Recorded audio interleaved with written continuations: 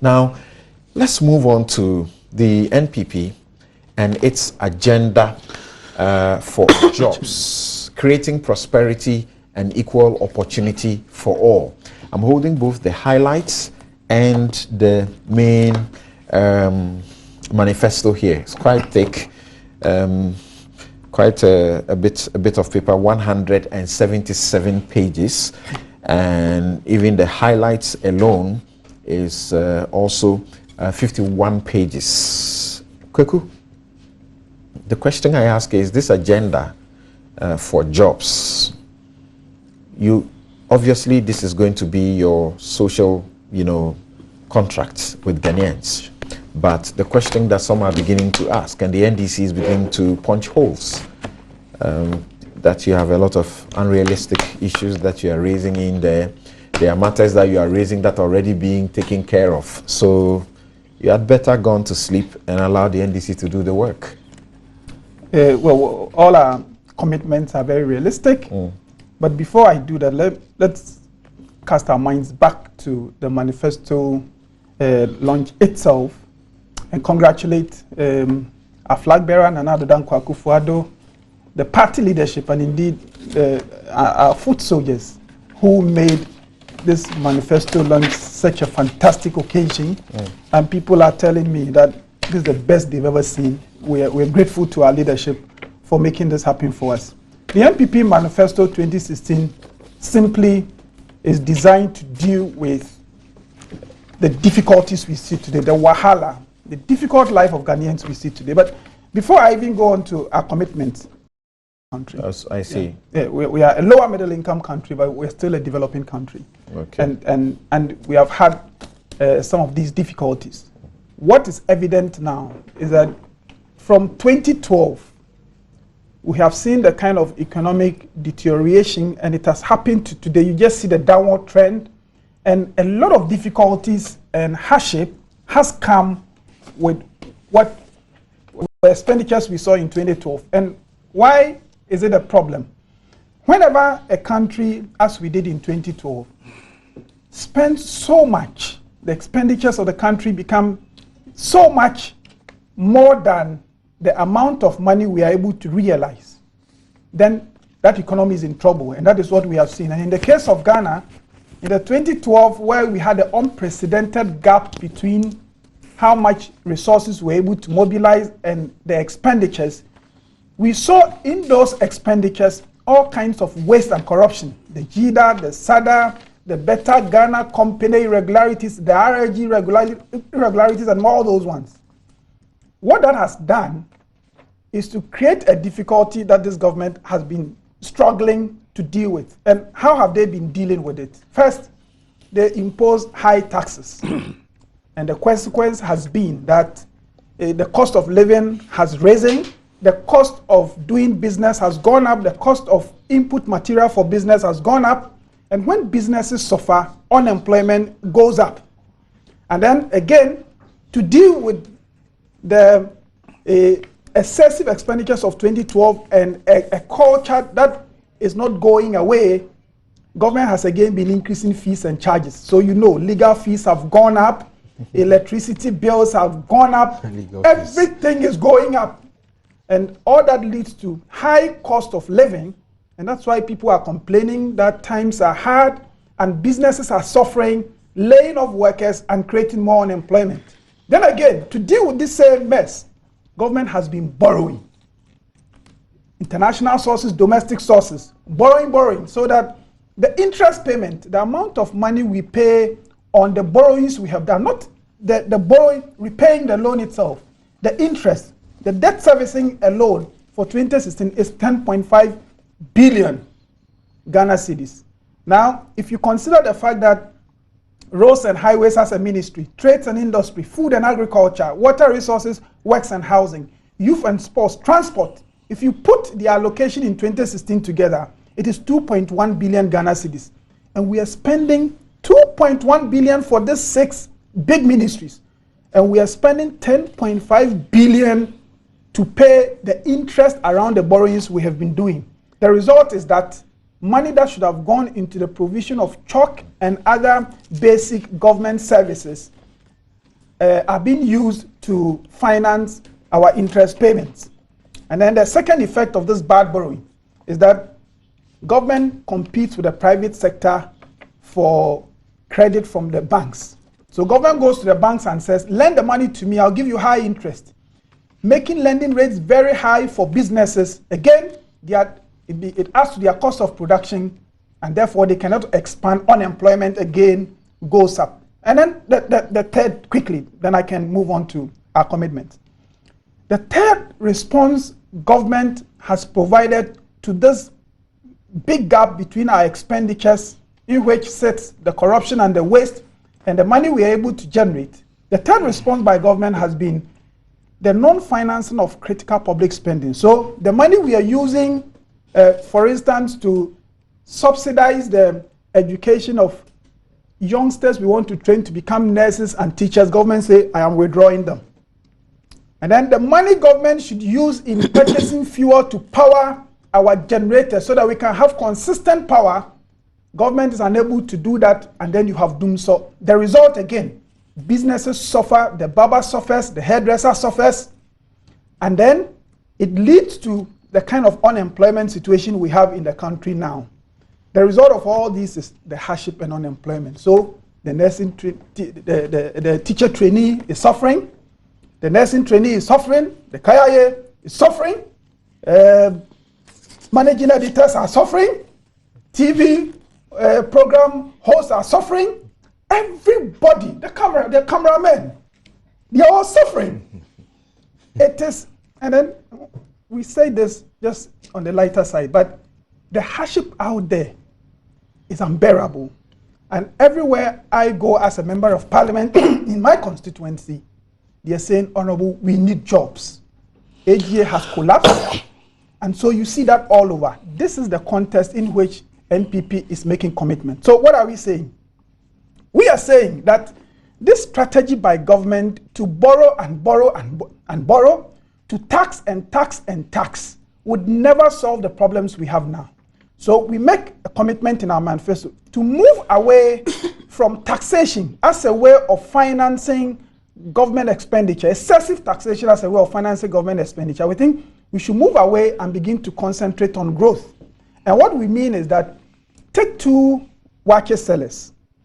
One watches seller says, I need a lot of money to do makeup and to finance all the expenditures I have as a person. And so she jacks up her price, thinking that that would bring her more money.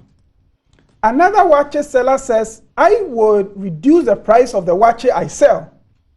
Then you have the woman who reduces the price of her watch, selling a lot more, and in the end, making more money than the woman who has jacked up the price. So people ask the question, how are you able to reduce the taxes and abolish many of them and still be able to meet your commitments? Our response is, tax has to be optimum. It does not mean that simply because you jack up taxes, as this government has been doing, you get more money, and the evidence is showing. So we think the way to go is to reduce the taxes, create a friendly business environment in which businesses and the private sector can do well, and then you begin to get the kind of money you need to finance those expenditures that government at the moment is seeking to withdraw. So on the back of that, you abolish the flat rate VAT. There used to be a flat rate VAT. This government has abolished it. They have stopped the implementation. They have frozen the implementation of the law that was passed because we are approaching an election year. After the election, they intend to implement it fully. An NPP government will abolish the standard rate for everybody. You will reintroduce the flat rate VAT that the Kufuor administration brought. You will reduce corporate taxes so that businesses will have more room to expand, create jobs, and employ people. You will abolish the VAT on domestic air flights. We will abolish duty on raw material imports because these raw material imports go to support industry to expand, to create jobs, and to employ our unemployed. We will abolish the VAT on financial services. We will abolish the VAT on real estate. We will abolish all these. And it is not just manifesto promise. There are things we think we ought to do in order that businesses can expand and create jobs for people to do. In the process, government would get more revenue. But that would not be sufficient. As I've indicated, sitting in the big government expenditures is the waste and the corruption. We have to move away from sole sourcing. We have a law, sole sourcing is not unlawful, but sole sourcing is allowed by the law only under special circumstances, emergency situations, or where there's only one supplier. Where there is a reasonable substitute, you are not allowed to do sole sourcing. And yet, what have we seen under this government? Sole sourcing, all the big projects in this country, from Kwame Nkrumah Interchange, Kaswa Interchange, Ameri Deal, Car Power, all the big projects in this country were done through international sole sourcing. What is that? The government goes to sit in some office with one vendor. Instead of advertising for people to come and compete, they go and sit in some office with one vendor. They lock the office. And after their discussions, they come back to tell us that this is what the vendor says he or she would take, and this is how much it is a good price, let's take it. And then later, those vendors will be dashing vehicles and other goodies to government officials. Then we are told it's not bribe, it is a bad gift. We have to move away from sole sourcing that has become the norm in public procurement. 2, we need to appoint an independent prosecutor, and we commit to do that. Somebody who will sit outside government and let government officials know that if you engage in this kind of waste, it is not your colleague minister who will be required to prosecute you, so that you would say it won't happen. There's somebody sitting out there who would be giving security of tenure, who would not be afraid of government and would be able to hold government officials accountable. And then, in order to clean the waste, we think the Right to Information Act must be passed. We all saw when government wanted the 45 constituencies created, they used their majority in parliament to invite parliamentarians to come and sit for 21 days just so that LI will pass. If the executive wants something to happen, they have a way of getting parliament to do it. And another administration will do whatever it takes to ensure that we pass the Right to Information Act as a way of bringing more transparency in government finances and ensuring that we cut the waste. I could go on and on, but just to conclude on these points, we are confident that with a vibrant business environment, with the economy growing, with the waste being dealt with, there will be room for job creation. In that, we will do our one district, one factory. We have thought carefully about it. We will do it. We will restore the nursing and teacher trainee allowances that this government has abolished. Youngsters. And then the president says, I would never restore it, even if you vote against me. Not only are we cancelling the allowances, we are taunting these youngsters whose only crime is that we want to be teachers or we want to be nurses. We would restore this. Free SHS, we would bring free SHS. We said it, we're criticized for it. The government turned around and said, I will do it. And now what you're doing is a caricature of free SHS.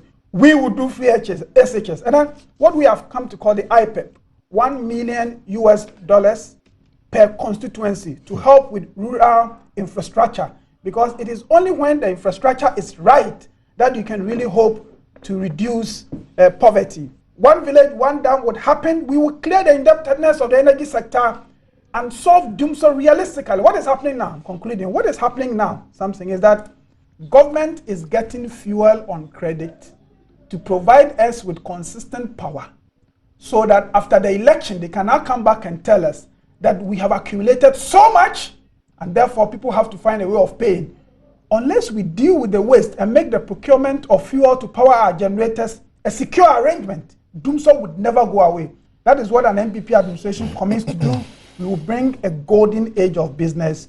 We will drive a vibrant economy, and we reduce poverty for Ghanaians. This is our commitment. Thank you very much. We'll interrogate aspects of the manifesto which he has even spoken about. Some of them, and as he delivered, there are some, blurred issues, some issues that you clearly don't appreciate until they are explained. Sure. The questions of the nurses allowance and training, teacher trainees thing, a bit of inaccuracy here and there as far as the NDC is concerned in the manner the NPP is putting it up. We'll take a break, we'll return to get to all of those matters. But this is what the Nana Akufo-Addo says in the manifesto is his vision. He says our nation is in crisis. A crisis created and sustained by the mismanagement, incompetence, and corruption of the Mahama-led National Democratic Congress NDC government. Economic conditions are worsening by the day, and there is so much suffering in the land. But Ghana does not have to be like this. Ghana deserves the best. I have dedicated my life to public service to change Ghana for good. As president, with the help of the Almighty God, I will be committed to a different kind of government, one that governs in the national interest, not for private gain. We'll be right back.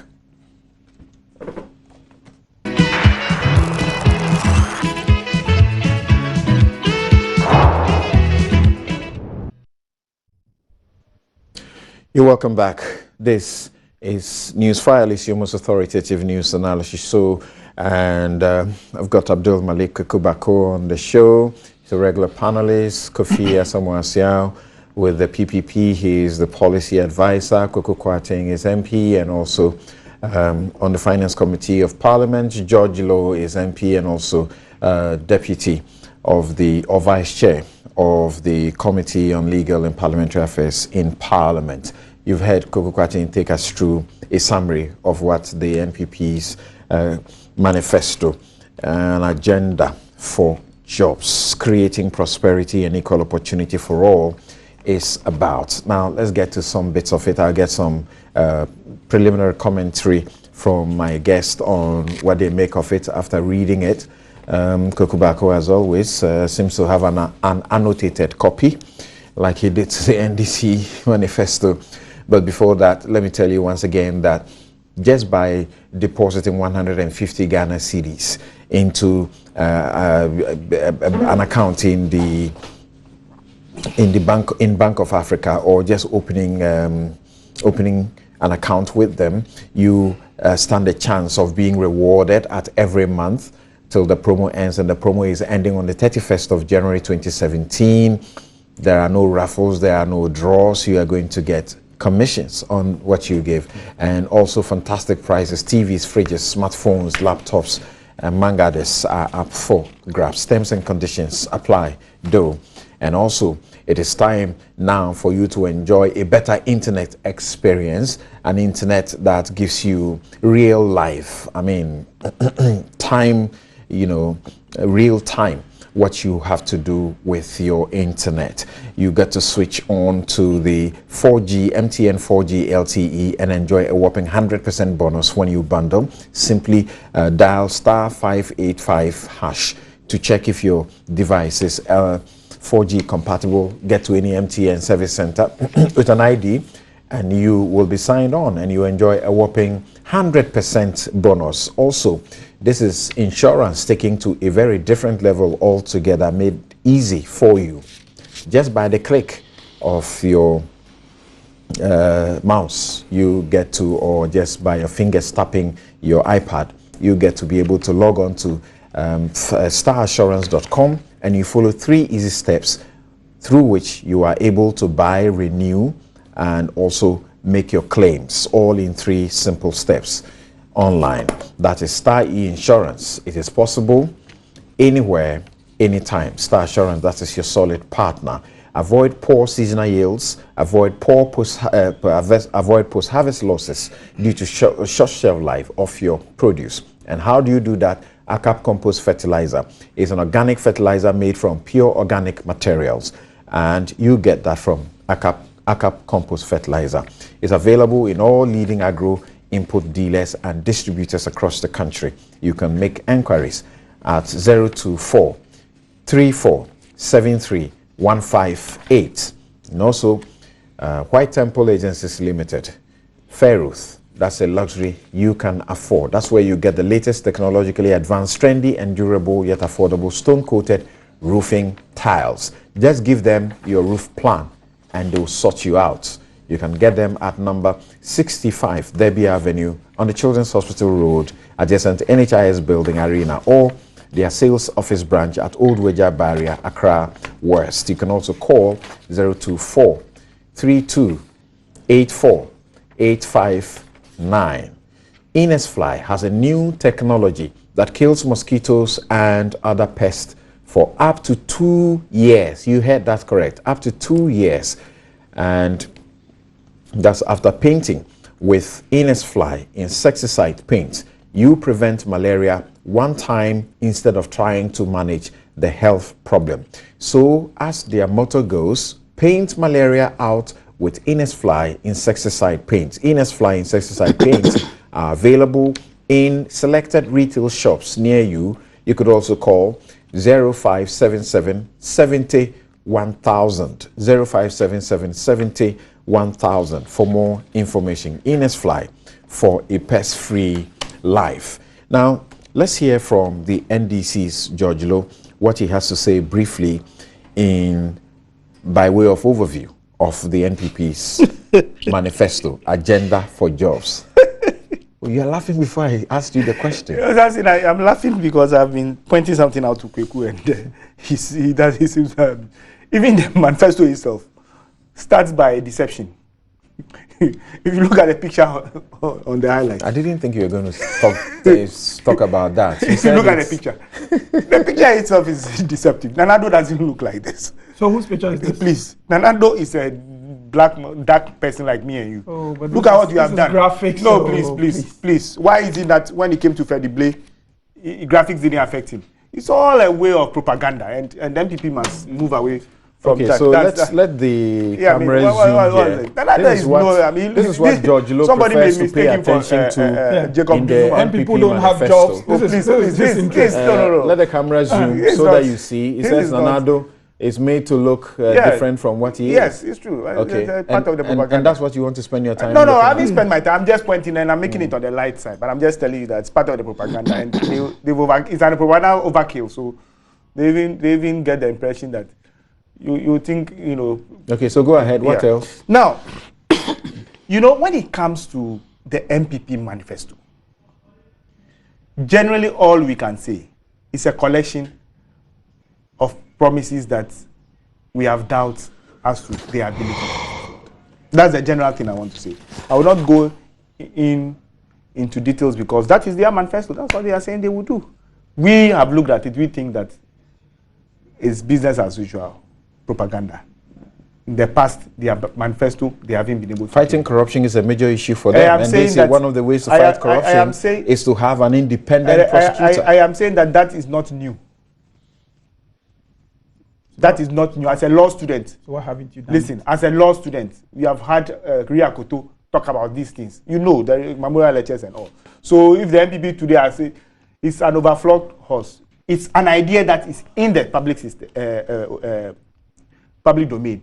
We think we'll do it better in other ways by empowering the Attorney General, prosecution division to have a specialized division aimed at that. Well, you can debate that. But Kweku talks about certain things, and I find them very interesting coming from him. For instance, he says the trouble we have is that we ran a deficit in 2012. And therefore, so far as he's concerned, deficit is the bane of all political system. I think that is fundamentally flawed. He knows, Kweku knows, that every economist knows that a deficit necessarily is not a bad thing. And if you go on the net right now and find the deficits of US, all the developed countries, some are over 100%, some are over 100 and something percent. Yes, go, I challenge you, you go. You want to be comparing US. No, you know how many jobs are created in a day in the US? Deficit is an economic indicator. And I'm saying that the fact that you run a deficit doesn't necessarily mean that you are running a bad economy. So that I wanted to make that correction. Kweku talks about borrowing. Yes, we've borrowed, and we are not running away from it. But we have borrowed, and we are showing for it in terms of infrastructure development what we are doing. Unless, of course, Kweku tells me that even after getting all these HIPIC reprieve, they didn't borrow. Why did they borrow? Borrowing was such a bad thing. And what do they have to show for what they borrowed? I am here to see what the NPP has done with what they borrowed. We are here to see. In fact, from here, let's drive to Circle and see what's happening. Let's drive to all the regional capitals. Let's see what's happening with our roads. They are saying that you are showing us infrastructure or projects for which the cost for which could have procured us 2-3 times. The interesting thing is that when Nanado came out with that, his own member of parliament, Honorable Ediumi, came and said, situation. I am saying that he came and said, "Oh, sorry, it looks like our flag bearer doesn't understand these things." That's only one instance. I am saying that for that one instance, he got it so probably wrong, so much so that you can multiply that with all the others. He was just talking. Why didn't he make some real research before coming to talk about the one? And once that he got one wrong, chances that he's gotten all the rest wrong. I mean, let's not play with that. So really, you see, something. The truth about this economy is clear. Everybody knows it, and the president have said that over time. You see, yes, we are an economy. We are an agrarian economy. Every economy will grow if you move from agrarian to manufacturing and then to services. If you study a little bit of economics, you know that this is the logical progression. Because when you are an agrarian economy, you add value to your products, then you manufacture and produce more, then you can get jobs and all the other things. We jumped from the agrarian sector straight to the services sector. Now, the services sector, whether we like it or not, is not a sector that is capable of producing as many jobs as the manufacturing sector would. Why? Telecoms. If you look at from 2000, all the projection will tell you that the telecom sector seems to be the sector that is growing much more than the others. How many jobs can that sector have? NPP talks about at time we brought in so many banks. How many people can the banks employ? So having come in, John Mahama says that, look, let's go to manufacturing. So we are establishing factories. And serious factories at that. So when they come and talk about one factory, we are doing factories long ago, and we've done a couple of them, a lot of them are in the system. Coming on the drawing board. We are going to intensify that. So for us, we are not even moved by these things that they refrain that they have one district, one this, that, one district, one that. It is easier said than done. In other words, they are on the right path. No, because you are saying we are saying that your agenda to move into industrialization, that agenda that is a major plank of their manifesto. Well, we are doing it. So if they are now coming with their manifesto, we are saying that their track record doesn't show that they are doers. When you say you are doing it, what are you pointing to? I am pointing to all the things that we are doing. We've done shoe factory, we've done sugar factory. Have you heard the stories about these entities that you refer to? Well, and how well or not well they are doing? Well, we have put them up. They are working. And we are saying that we are going to add more. As for the negatives that our people put across, our opponents put across, you don't expect our opponents to come and ring bells and dance because we are doing well. So sometimes, yes, there are genuine people who point to one or two mistakes, we correct them, we'll go on. Okay, so hold it there now. Let's go to... Oh, but I haven't finished. We talked about so many things. Yes, he did. Because it's their manifesto. You see, this is what I do. When it was the NDC's manifesto launch, the NDC's rep was giving almost close to 30 minutes to speak. And then people had just 5 minutes to look at it. It's the same way I'm doing for him. He spoke for less than 20 minutes. Now, Kofi, what do you see?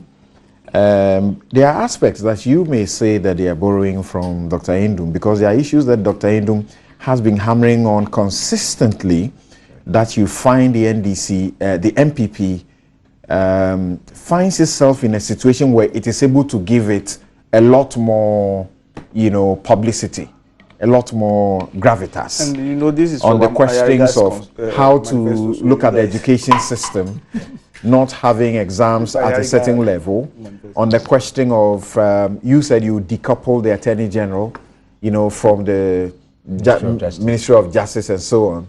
Yes. So let's hear what's your assessment? Well, there's one thing, and maybe if you have time, you answer that. Nanado also said that you elect DCs. Sure. And we need to be no.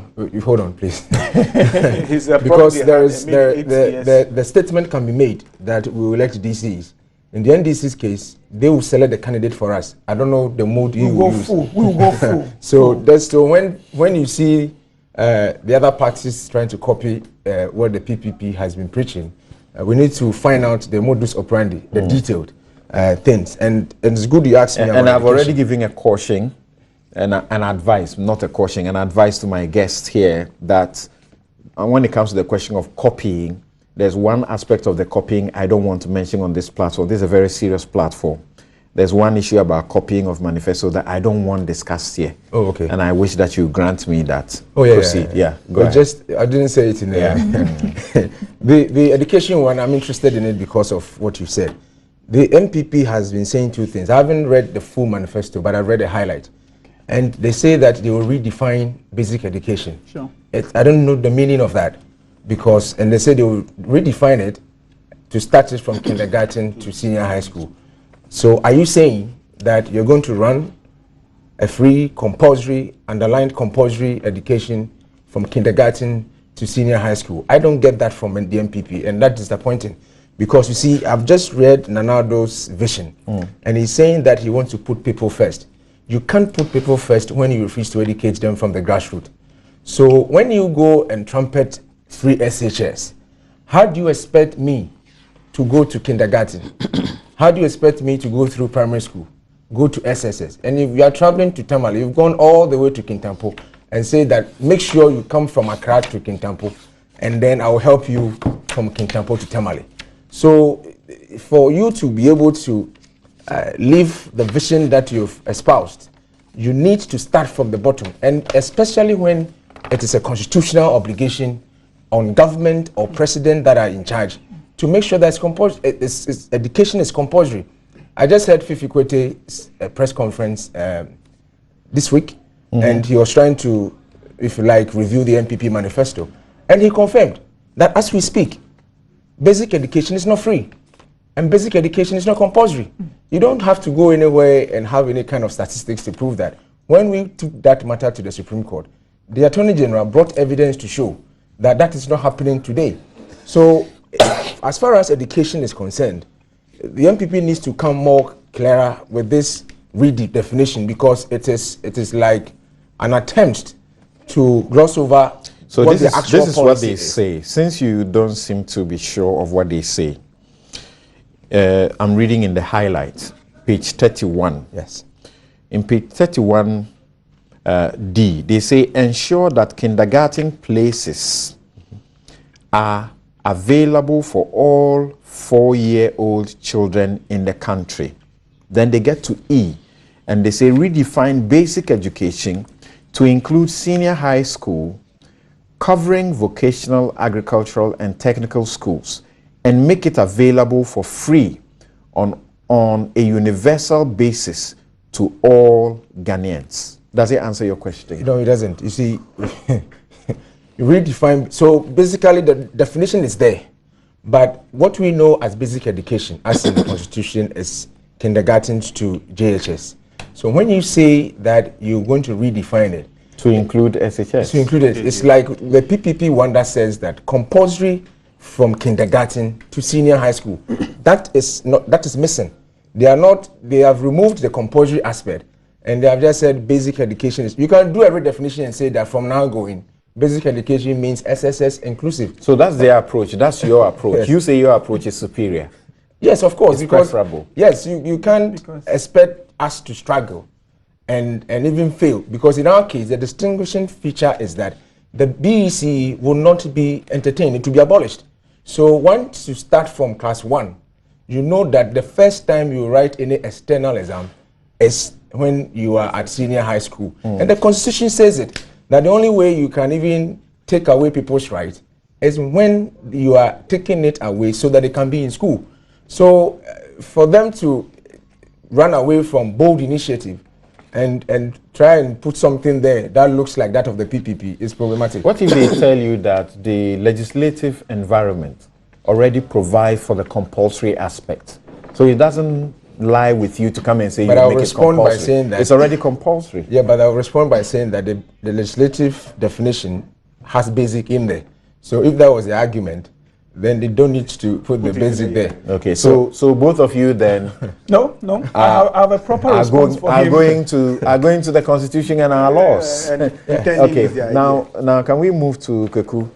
And the way he's marked it up, down, middle, center. Okay, Keku, so briefly, what will be your general overview of the manifesto? Well, honestly, I haven't had opportunity to do a comprehensive study. Okay. I mean, I got this thing about 4 or 5 days ago, and there have been other distractions. So I've just been doing random assessment and page to page, some little areas. Okay. You know, there's something, that 2 areas I've been looking at. There's a place about SADA. And then there's also a place about political decentralization. I would want to deal with those 2 now, for now. And the SADA place, I made it last Thursday, and you know, it appears that the party, the NPP, has decided that it will want power, it will review SADA, and indeed restore the original concept, which is the Northern Development Authority. That was passed by Parliament, an act of, people tend to forget, it became law. The Northern Development Authority became law somewhere in November 2008. And if you read a parliamentary Hansard, it was more or less driven by a certain bipartisan, you know, sentiment. Everybody, all sides, there was no dissenting vote when it came to passing that legislation. On the political campaign field, there were differences. The NDC appeared to have a stand against it, to the extent that, if you recall, I think then President, running mate, Mahama, who now is president, virtually ridiculed it, in my candid opinion, when he said if there was money, if the government then had money, they should rather go and offset the VRA's indebtedness. By the end of the day, in Parliament, where serious business is conducted, it was a bipartisan thing, and that came into being. Unfortunately, and that's in my candid opinion, the NDC, when they assumed office 2009 under the Mills administration, decided to review it and expanded virtually the framework. I think they brought in the northern part of Water region and some parts of Brongahafo region to make it SADA, a more expanded scope. The difficulty I have, and under the Fourth Republic as a nation, we've done well in a lot of continuity when it comes to projects, to a large extent. If you compare, you do a comparative analysis and go back into our history, particularly when there were coup d'etats and things. So we've done well, really, in this regard, even though there are still few classic examples of discontinuation. So I'm not making a very broad statement. So, and this is a personal thing, my instinct was that, why don't you improve on the SADA structure? If there are problems with implementation, if there are problems with accountability, if there are problems with integrity, cure those problems. And there are mechanisms available to cure those things, rather than review. When the NPP, NDC decided to review the NDA, I had difficulties with that. I thought they hadn't taken their time. The thing had been November 2008 or so.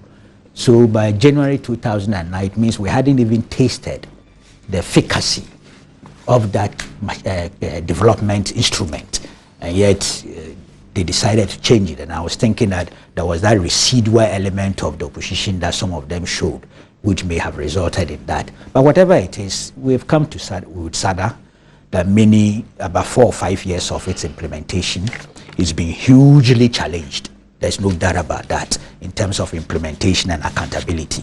Audit reports and things are available to show that not the best happened with the SADA project. Okay. So if we're going to go back to NDA, and I have a difficulty as a person. I realize that they've taken the Northern Volta element and the Brongahafo element into what they call the Middle Belt Development Authority. Yeah, but it still means that there's a review of the SADA thing. And I have a difficulty with that. It's a very personal thing. I was thinking that consistency, continuity, continue with that structure and move on. Forget about the fact that an original one was put in place and reviewed, even if it was not on merit. The same, then I have another view, if you permit me, the political decentralization. it is not an original idea from Dr. Indu, even though he's been a very long-standing advocate of it, admitted. It was an advocacy many people were on board. And I remember I used to be part of it. Somehow I've changed my position, I have to be honest, based on a lot of interrogations and experiences and things. I've changed my mind. But it appears the NPPs come back to it. They have also come back to the line that we want a direct election of the MMDCs. It's a shift from an earlier position of not wanting to get that. Yes, it well, interesting point.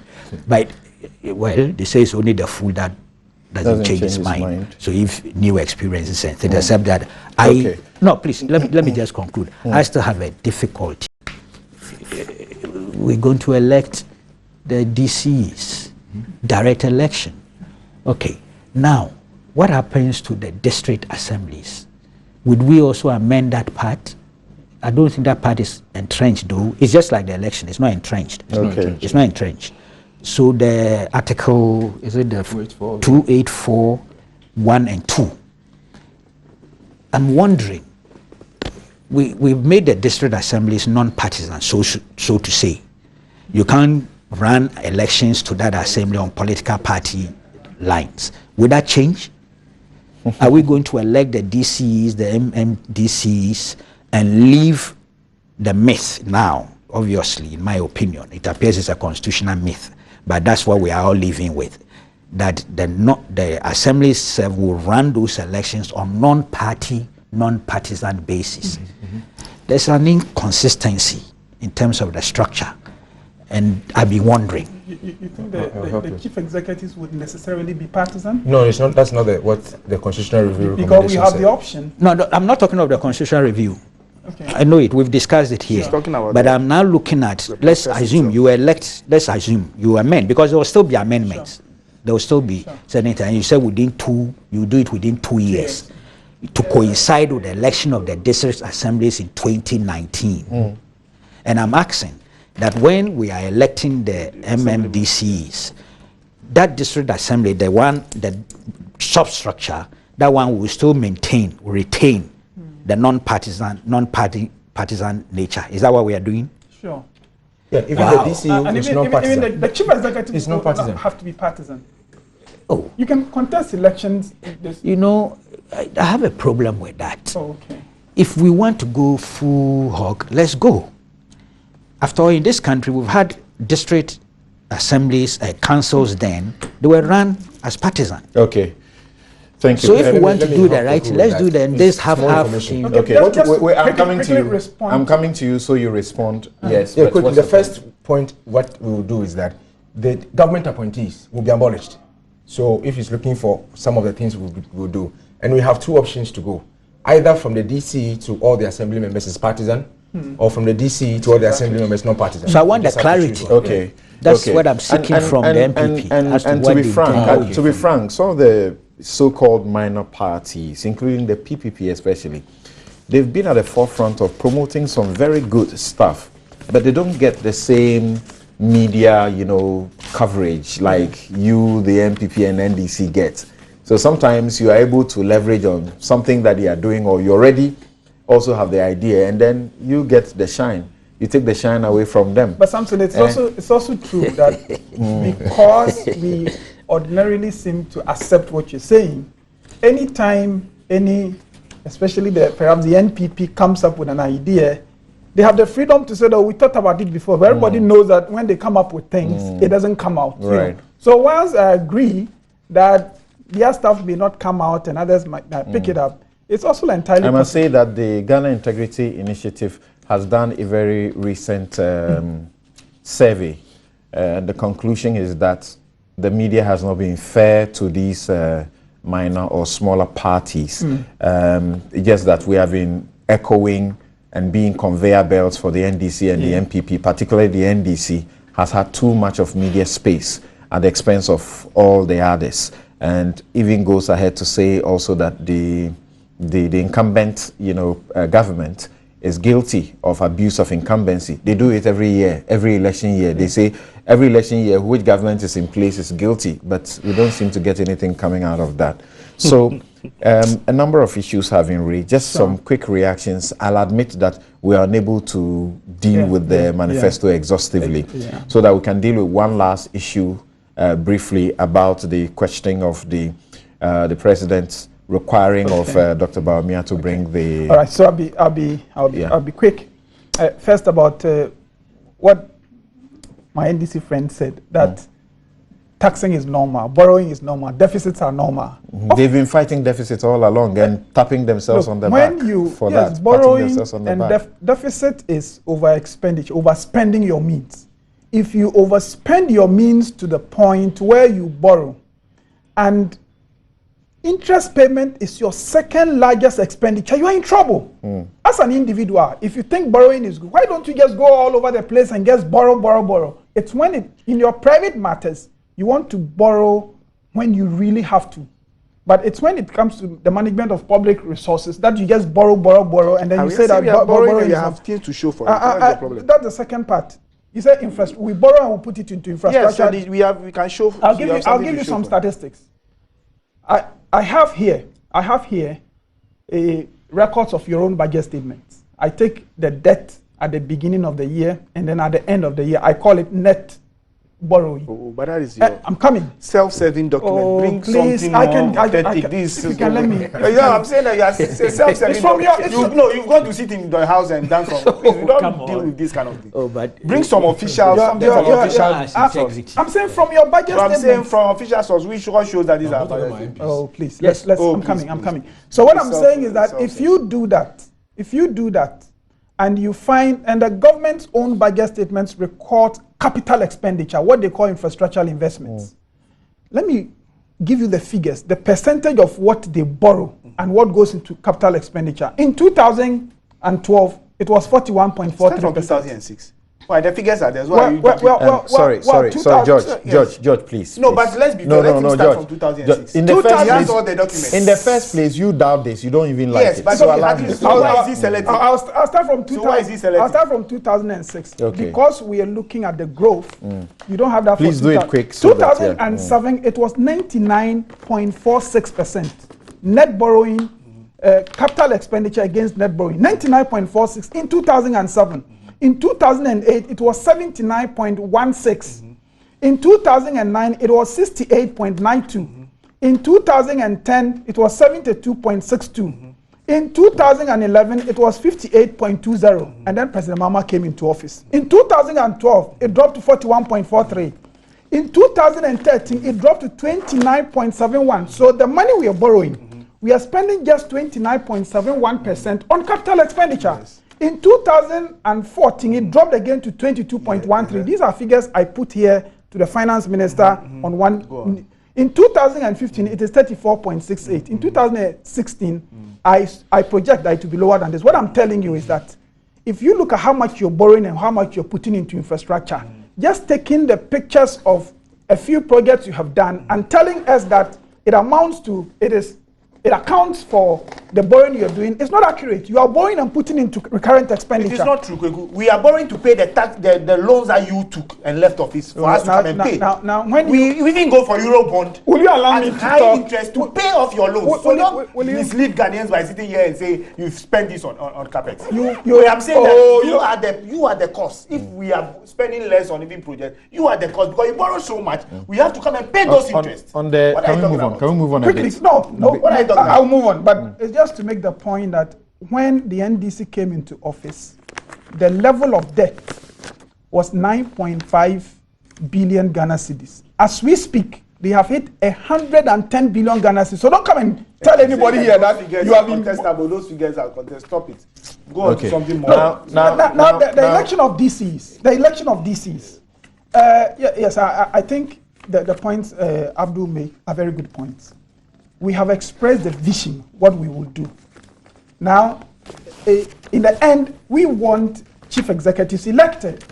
It will require some constitutional amendments. It will require many national debates. Many of these details would result from the kind of debate we have. But the vision is that We want accountability at that level, and we want to decentralize the selection of You said that you will restore trainee nurses allowances in full. Sure. The government is pointing out to you, and you have heard Fifi Kote and co. say that you are being very deceptive because you began the process of seeking to scrap the nursing trainee allowance, and they have exhibited a letter that was authored when you were in government. By Deputy Minister. yes. So when a deputy minister writes a letter and the government doesn't take it on board, Because you lost the election. oh, 2008, you lost. oh, George, why are you doing So this that's what all they're saying, ruling? that you had the intention, you had the because you intention, lost the and they evidence. just came to You were- continue yes, from where you left off. you lost George, the George, election. hold on. So let's We just said only a fool doesn't change. let me even grant it to let me even grant it to him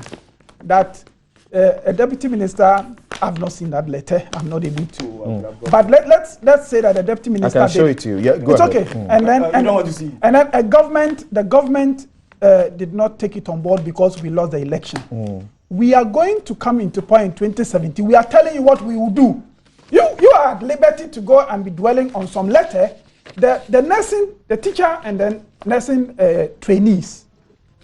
What we are telling them is that when we get into office in 2017, we would restore this. You are at liberty to believe in some letters and do whatever. So the last point you may respond to had to do with the question of education and how you were redefining first the the basic. SADA. You see, Okay. the SADA idea, the Northern Development Authority idea and fund, has now been captured into this idea about the northern part of the country having the Northern Development Authority. Then you have a middle belt, and then you have the Coastal Belt Development Authority. So it necessarily has to be that once you are capturing this idea of the North into this kind of development framework, SADA will have to be redefined. But the objective is still, as we had it before, to concentrate on the North and to concentrate on these belts and look at specific interventions tailored to respond to their specific challenges as we seek to expand their economies and to create employment and reduce poverty in those areas. As for the basic education, look, in 2005-2006, we introduced a capitation grant to make basic education free. We did it. So it is the way the NDC has managed it. That is why, did you say Fifi Kwete or people are now able to say it is not free. It is not free because of the way it has been handled. Because capitation grant in the last 4 years, it has not been sent to the basic schools. So then, of course, 4 years? Yes, Kugu? yes, Oh, capitation please. grant. Oh, please, Kugu, please. I'm aware that schools have received. Which school? Which school? Schools have received capitation You see, grant. Stop that. you are- say maybe some quarters or some. I am things are saying- in I'm it. saying Don't- that- Don't say that 4 years then has gone. I have made the inquiries. I'm telling And you. I'm also telling you that I made You are the being, inquiries. you're just being mischievous. Okay. Give me one school. So that is why. I take my last break here. When we return, we are dealing quickly with the issue of the president's demand on Dr. Bawumia to tell the world about the redenomination and the cost, because he, as president, does not even know the cost. It has generated some issues. We will deal with that right after we are back from this.